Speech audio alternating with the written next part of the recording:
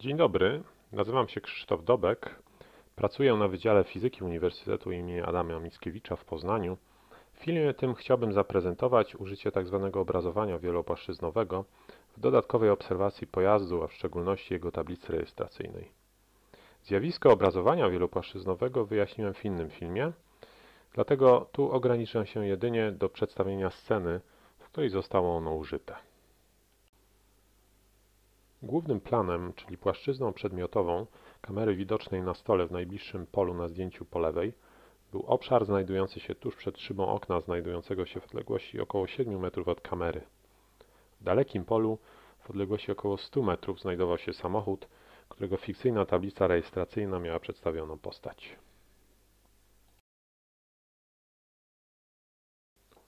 Głównym obiektem obserwacji zgodził się zostać mój kolega magister Marcin Trafas, pracownik naszego wydziału. Znajdował się on w prawej połowie pola widzenia. Łatwo zauważyć, że jakość optyczna prezentowanego zdjęcia pozostawia wiele do życzenia. Jest to związane z dwoma podstawowymi efektami. Mniej ważny to odbicie obrazu Marcina w szybie znajdującej się za nim, sprawiające wrażenie nienaturalnego podwojenia obrazu. Znacznie istotniejszy to silna aberracja sferyczna objawiająca się tym, że obraz prawego ramienia Marcina jest ostry, podczas gdy obraz jego ciała staje się coraz bardziej rozmyty wraz z jego oddaleniem od środka obrazu.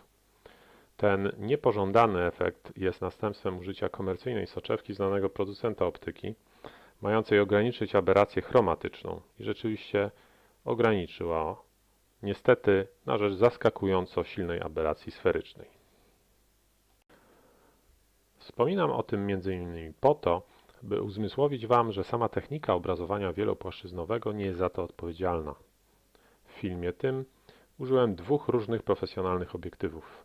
Jeden o ogniskowej 50 mm firmy Navitar, drugi to obiektyw telewizyjny z zoomem niezidentyfikowanego japońskiego producenta. Zobaczmy zatem, co daje obrazowanie wielopłaszczyznowe.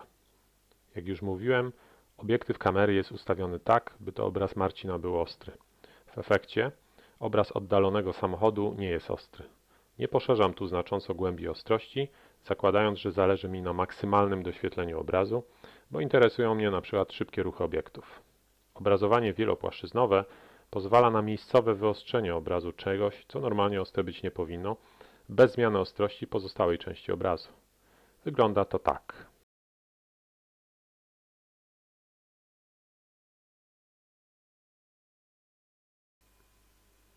Jak widać, obraz Marcina nie uległ zmianie, podczas gdy punktowo wyostrzony został obraz tablicy rejestracyjnej samochodu, umożliwiając jej odczyt.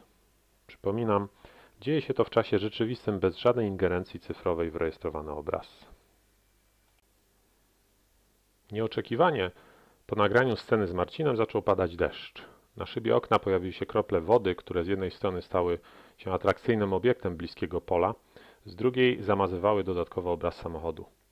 Włączenie dodatkowej soczewki ostrzącej obraz z tablicy rejestracyjnej praktycznie usuwało problem obecności kropel wody.